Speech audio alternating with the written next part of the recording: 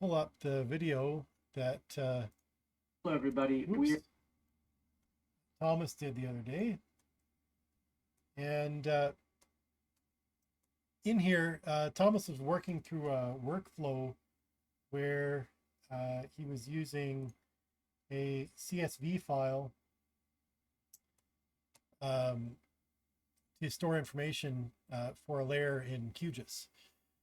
He explained that the QGIS attribute table and form would truncate some of his longer text entries, like, see if we can go here, like these geometry, well-known text, like multi-polygon, where it has all these numbers. Anyway, it would cut that short for him for some of these things. And I don't know what his specific use case is and why Thomas is receiving and entering geometries as well-known text on a point layer. But I thought I'd address the issues he was running into, because he's also doing some other interesting things with document and photo attachment stuff, which that's what piqued my interest to begin with. So firstly, Thomas, congratulations on finding QGIS. It really is astounding software and can deal with just about any form of data. Secondly, you're not doing anything wrong. There's no real right or wrong way to do things in QGIS, but many different ways to do things, some more efficient than others. I really would strongly suggest, if you are interested in developing stuff in QGIS, to take the 40 or 80 hours or so that it would take to go through the QGIS training manual. Just do a search for QGIS training manual and it'll come up. There are 20 modules, probably 18 or 19 of which I would suggest doing. The other place to go, YouTube videos. Like, there's lots of guys out there demonstrating stuff. One of my favorites is Klaus Carlson. He just has, I don't know, some very nice, concise ways of doing things, and he shows you, it makes it easy to do expressions the way he teaches them. And also Cartoza, Tim Sutton, one of my mentors. This is his company, and they've got these QGIS Road to Nerdvana videos, which are they're really good. Anyway, back to the things at hand. Oh, I also wanted to mention ChatGPT is probably not your best ally when it comes to learning geospatial programs, at least in my experience. Yeah, your best bet is to find some other guys like on YouTube doing demonstrations, or if you can find some other users who want to get together and start doing some stuff with you. Anyway, without further ado, let's dig in. I'm going to pull up QGIS here. I'm running the most recent version of QGIS. It may pop up on my other screen. Nope, here it is. So you can see I did a demo already, but I'm just going to start over from scratch. And I'm going to quickly show you how I typically set up a project in QGIS. It's a technique that I learned from Amy over at cartoza.com. For starters, you really should, in QGIS, be running your own profile, not the default user profile. You can, excuse me, you can set up a user profile by going under settings here and user profiles. And just click new profile, and you enter a profile name and QGIS will reopen for you. There have been reported issues with some algorithms and plugins that are solved by not operating as the default user. Anyway, so let's click on a new project. I'm just going to click here on a new empty project, and I'm going to click on a new geopackage layer. So that's this button for me. It says new geopackage layer. Now, Geopackage is an open format geospatial database container. Basically, it holds a database that can be directly accessed without running a database server. So I use Geopackages because they're clean and tidy, and you can store a lot of different things in them that you can't do with other geospatial formats. You can do things like store your layer styling in there and even your project file. Having your project file in there is really handy if you're sharing your project around. Is now all you have to do is share your geopackage and everything's in it. Anyway, so let's start a new project here. I've already started the new project. I'm going to go in and we're going to, in documents here, I'm going to first create a new folder for this project. We're going to call it HAF Project Sites, which is what Thomas, that was the main layer that he was using. So we're going to go into this folder and we're going to name the geopackage the same thing. So HAF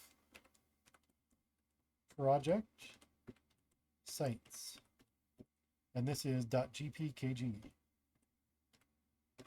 Now, I did want to talk to you a little bit about the naming convention here. I keep things to all one word, and I capitalize all the starts of my subwords. And it's just to keep things so they're relatively the same between each project. And, you know, I don't have to go looking for how did I name this in this thing. It's just a standard practice. And notice also that I don't have spaces in there. That's just for better compliance with, make sure that it can work with all plugins and algorithms that we can run. Anyway, inside this folder, I've got the HAF project sites geopackage. I'm going to click save. Now, this doesn't actually create the file at this time yet. I have to hit OK down here in order to do that. But let me just look in my notes here. Okay. The table name. We don't need to name it the same as the project, but here's a different naming convention that I use, and I suggest that you use it too. And that is for all of my layers and all of my fields in my layers, I use full descriptive names, and each word is separated by underscores. So this would be, oh, and they're all lowercase. This would be HAF underscore project underscore sites. And for the geometry type, we're going to go with a point because that's what Thomas was using. And I'm going to leave the CRS at 4326. Now here comes the fun part. We are going to start adding the layers. Thomas had quite a number of columns in his CSV file, which translates to fields in QGIS or attributes in a database. I have them written down here. So I'm just going to go through and show you two different ways to add them. So I'll add basically half the fields here, and then I'll show you a different way to add the fields to your layer. So we're going to start with province, and we're going to add it as a text, a string. And we're going to leave your length as 0, or I'm not going to put anything in there.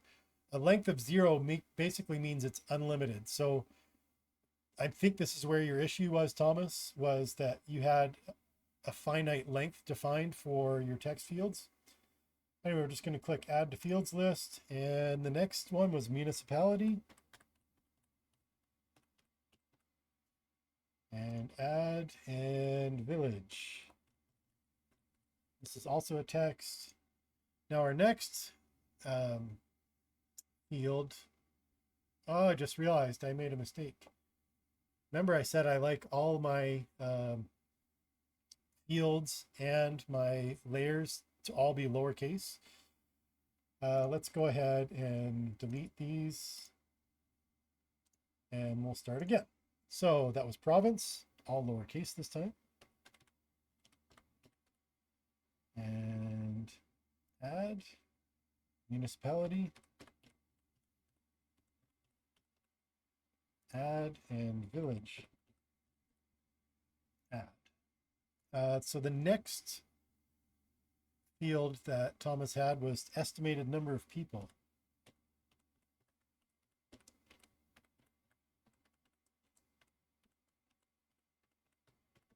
Now, to me, this isn't quite descriptive enough. Estimated number of people where? Not sure. I'm going to guess that maybe it means the village. So I'm going to go in, village. Just, it's more clear what it's for.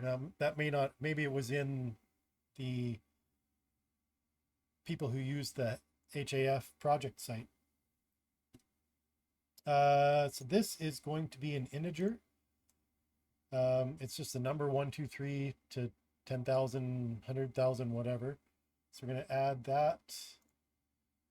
Next is number of households.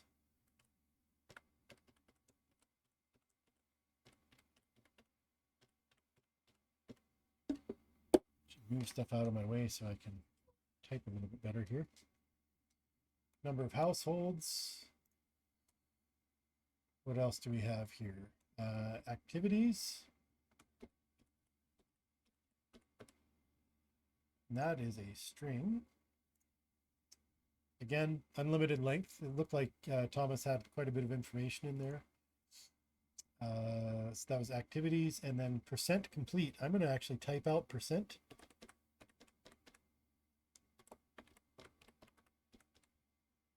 And again, I'm not sure what this percent complete relates to. I'm not going to bother trying to figure that out at this juncture. But this we are going to put as a decimal number. And add. Now we get to latitude. Degrees, minutes, seconds. So I'm going to go ahead and put DMS here. And this will be a string because it's going to have all the weird symbols in it. Longitude. DMS. We had coordinates.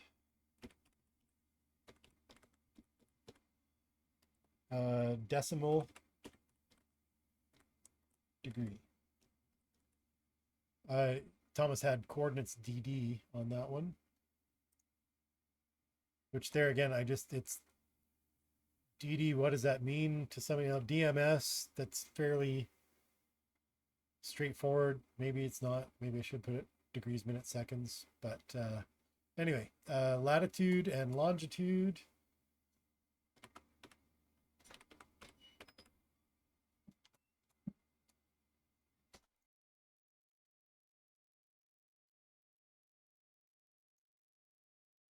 Latitude.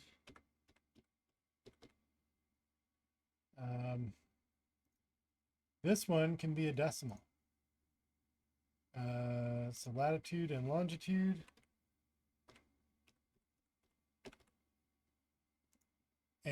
And now we're on to the field that Thomas, you were having issues with. So this is going to be polygon WKT. Now, WKT stands for well-known text. Yeah, anyway, so we're going to add that as a string with 0 length, meaning unlimited. And we're going to add it to the fields list. And now at this point, Thomas had a bunch of different layers past this, but I'm going to go ahead and click OK, and I'm going to show you a different way to add fields. So at this point, we're going to create that geopackage. Boom, it's there. Oh, look at that. I misnamed it. Let's go to properties. Information. Now, so the problem is I've already made the layer. I'm not sure.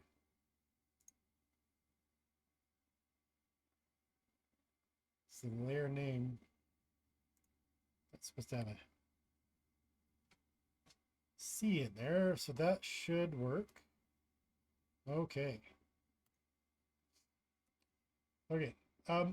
Now I was talking about naming convention stuff. The layer is HAF _ project _ sites. We can rename this layer.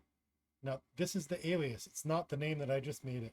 So we can name it HAF project sites. And this is the human readable version. Now if we go back into here, oh, the layer name did change. But in the Geopackage, let's go and look at, oh, we don't have a project home yet. Let's save our work. So project, save as. So we are going to go into documents, HAF project sites, and we are going to name this HAF project sites, but not Geopackage. We're going to use QGZ or QGZ. That's a QGIS project file zipped. You can use a QGS as well, but QGS as well, but it's quite a bit larger. So we're going to hit save. Now we have a project, and we have a project home, and we show our Geopackage here with this layer name that I want to change. Close. Can I change it? Rename layer.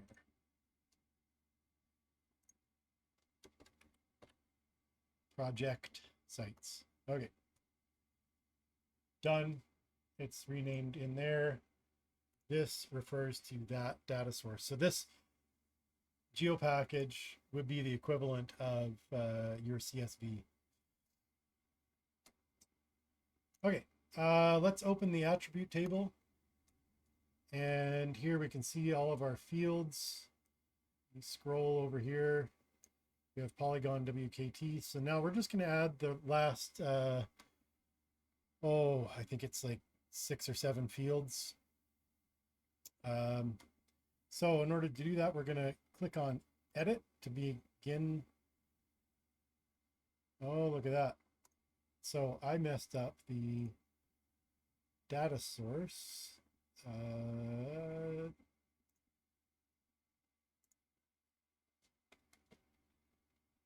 And it's not letting me change the data source.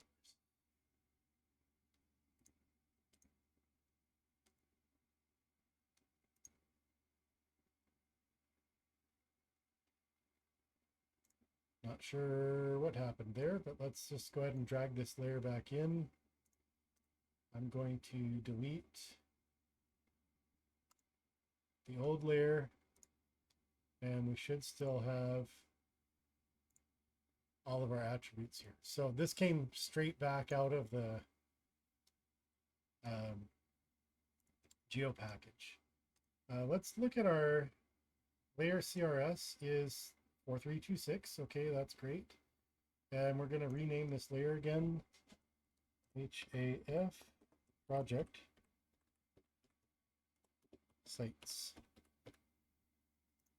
Now, so here again, basically this is the alias that it's changed.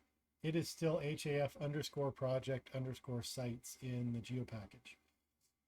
Attribute table. We're going to edit. Now we can edit. That's great. And we're going to click this little button here that says new field. First off, let's scroll over here. So we see polygon, well-known text.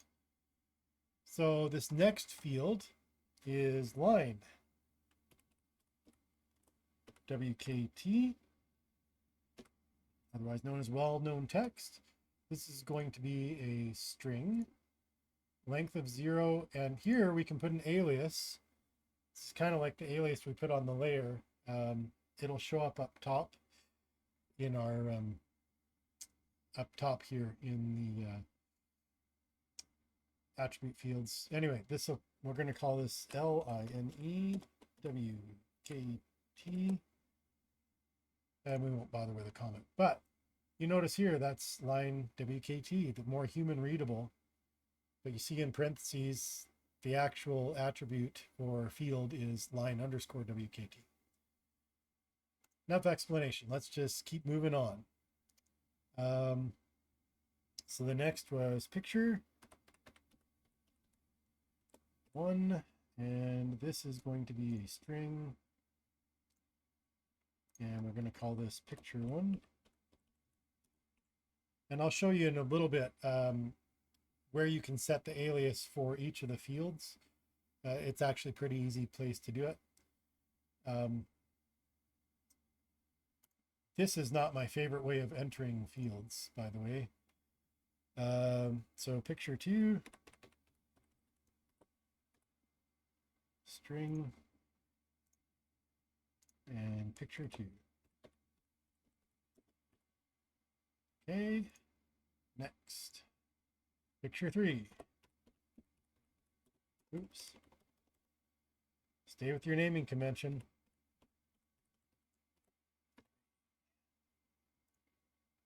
String picture 3. Okay, and we've got 4 more fields to do. So we've got documents. That is also a string. And we're going to call that capital documents. Okay. And we have web picture. Oops.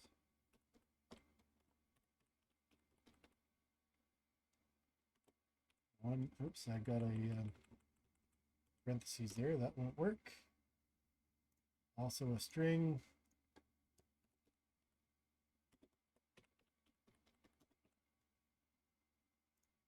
And we're going to go web picture 2.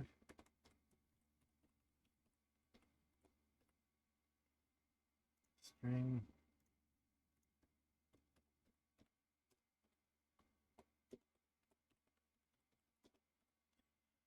Probably don't really need to be adding these, but on to the last one. So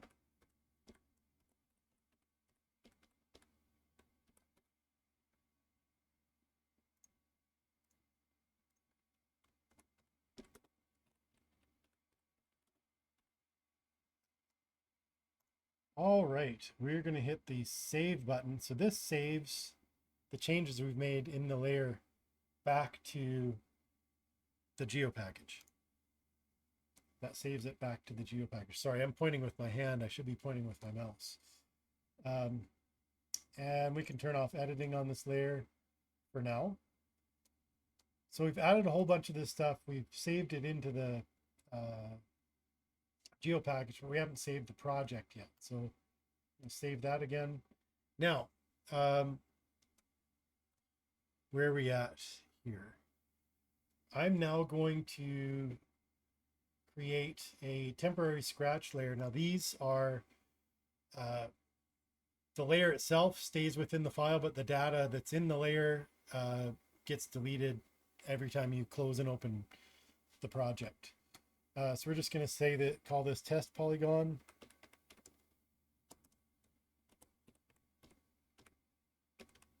Not testy polygon. We're going to make this a polygon. Going to leave it at 4326. I don't need any fields in here, so we're just going to hit OK. We're already editing that layer, and I'm just going to hit the add new polygon feature, and I'm going to start going and creating a new complex polygon here. So you'll notice that it gets these little green dots every time I cross a line, and that means that's invalid geometry. Geometries are not allowed to cross themselves. So, all right, that's complex. That's enough. I'm going to click that. So, and then hit save, even though this is temporary scratch. Now I want the well-known text for this polygon. So how I'm going to get that is I'm going to go to this field calculator, click on that, and I'm going to create a new field right in this test polygon layer. The output name is going to be polygon well-known text, and it's going to have to be a string. And I made the mistake of not changing this. This has got to be, here again, set to 0 so that it's unlimited. Now we're going to use the expression to well-known text.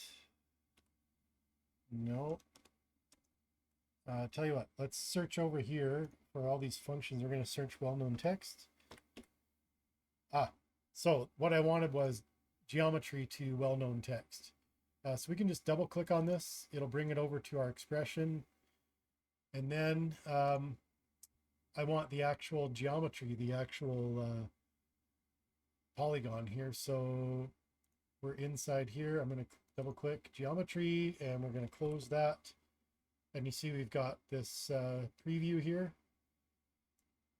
where it shows we've actually got why can't I select that? Yeah, we've actually got a polygon. Now that is truncated, but that's the preview. Hit apply and OK. Now let's open the attribute table, and here's our well-known text. I'm going to copy that, Control C. I'm going to get out of that attribute table. We're going to go into the half project sites. Now we don't have any features on here, so I got to make a point. I'll just put it right there. And just to answer your question, Thomas, about or your problem, so we're going to, in polygon WKT, where I'm going to paste that in. Notice it's got the parentheses on both sides. It's got a lot of data in there. I'm just going to hit OK and save, and that worked. So let's open the attribute table, scroll over. Hey, let's hover over it. There's our polygon well-known text. So I hope that solves your problem, Thomas.